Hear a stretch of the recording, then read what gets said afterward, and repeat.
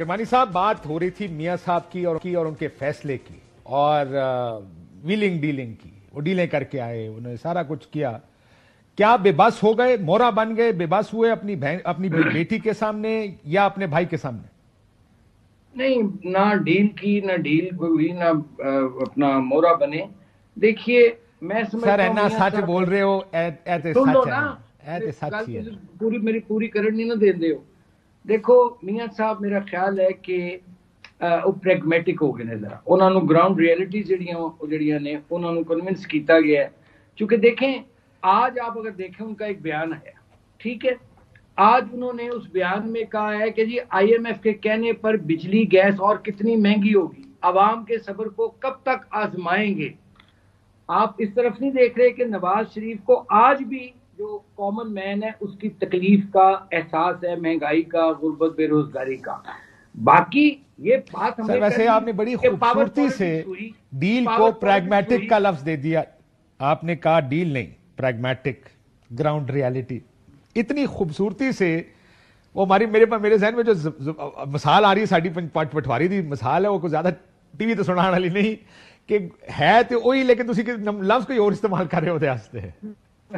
नहीं, सच्ची बात है। मैं काशिफ साहब अर्ज करूं आपको कि मुल्क जिन हालात में इस वक्त जिस नहज पे आ गया है, उसमें हमें अब इन तमाम चीजों को ना, क्या माजी में हुआ, एक्सटेंशन देना ठीक था, गलत था, उसका नुकसान हुआ।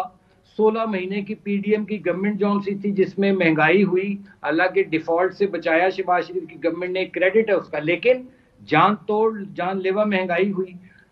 ये सब चीजें, उसका नुकसान भी हुआ हमें इलेक्शन में, उसका असर भी आया। अब हमें अब आगे बढ़ना है।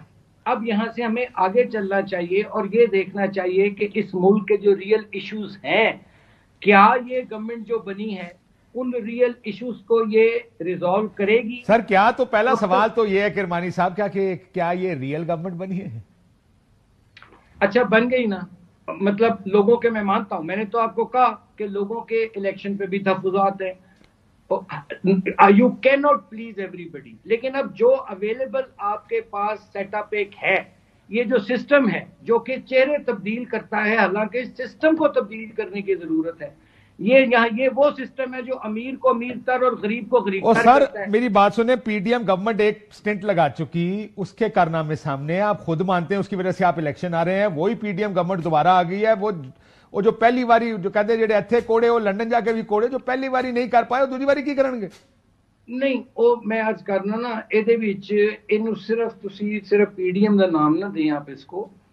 इसमें मैं समझता हूं कि ये हुकूमत जो है, इसमें पीएमएलएन भी शामिल है, इसमें पीपल्स पार्टी की सपोर्ट भी उसे शामिल है, और इस हुकूमत को जो मुक्तदर हल्के हैं उनकी भी सपोर्ट हासिल तो है। देखिए हाइब्रिड ना। हाइब्रिड गवर्नमेंट है ना ये? अच्छा, अब सर ये माने ना, मजबूरी है ये तो ना। मान लें कि ये अब हाइब्रिड गवर्नमेंट। भाई, मुझे ये बताइए कि पाकिस्तान में आज तक मुझे एक गवर्नमेंट बता दें 1958 के ऑनवर्ड्स कि कोई एक कंट्रोल डेमोक्रेसी या हाइब्रिड के सिवा एक गवर्नमेंट बता दें। 2013 Just की name नवाज one शरीफ की गवर्नमेंट हाइब्रिड गवर्नमेंट थी, आप कह रहे हैं? मैं कहता हूं पाकिस्तान में हमेशा कंट्रोल डेमोक्रेसी रही है। यहां कभी आप मुझे बताएं जेन्युइन डेमोक्रेसी रही है इस मुल्क में, जो कायद आजम चाहता था, वो कभी रही है? इसलिए मैं कहता हूं कि अब बाकी अपनी चीजें जो साइड पे रखें। लोगों के, अगर हम इन बहसों में उलझते रहे, मुबाहिसों में उलझते रहे, तो हम वहीं खड़े रहेंगे आज से 6 महीने बाद भी। असल जो लोगों के इशू हैं, लोगों को रोजगार चाहिए, लोगों के किचन के चूल्हे जो से ठंडे हो चुके हैं, जॉब्स क्रिएशन का इशू है। अब ये इश्यूज हैं। इस तरफ अब जैसी भी आपको पसंद आए हुकूमत, ना आए, किसी को अच्छी लगे किसी को बुरी, अब बन गई है। अब इसी सिस्टम में से, इसी आईएमएफ के अंदर से रहते हुए हमें इस मुल्क के जो बर्निंग इश्यूज हैं, जो मिडिल क्लास का और गरीब का और जो सफेद पोश के इश्यूज हैं, उनको रिजॉल्व करना है। उस पर बात अब करनी चाहिए कि इस हुकूमत क्या ये कामयाब होगी वो करने में। ये तो एक पूरा सब्जेक्ट है ना कि कामयाब होगी, लेकिन इसका फैसला तो वक्त ही करेगा। किरमानी साहब इसका फैसला हम आज तो नहीं कर सकते। हम अगर माजी देखेंगे तो माजी में जो इन्होंने किया एज पीडीएम 1, आप उसको देखकर तो ये कह सकते हैं कि कोई फ्रेश आइडियाज नहीं है। आपने एक और जिक्र किया, पाकिस्तान को नवाज दो। मियां साहब को वापस लाते आपने कहा एक आदमी है जो इस मसले का हल कर सकता है, सिर्फ एक ही आदमी, वो गब्बर सिंह नहीं है, वो नवाज शरीफ है। और आज नवाज शरीफ आपका वजीर आजम नहीं, वही शहबाज शरीफ आपने वजीर आजम बनाया जो पिछली दफा वजीर आजम से। सो इसका मतलब आप ये मान रहे थे ये कैंपेन करके कि पाकिस्तान को नवाज दो, कि शहबाज शरीफ के पास मसले का हल नहीं है?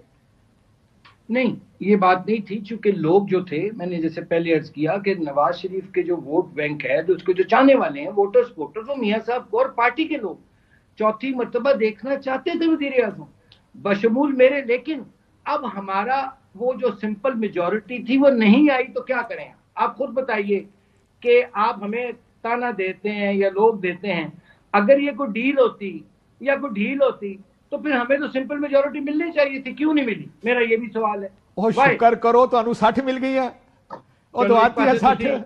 और शुक्र करो उन्होंने दा ख्याल से कुछ करना नहीं है, मियां साहब आगे ने सब हो जाएगा, और नहीं होया ताडे को सर जहां देना।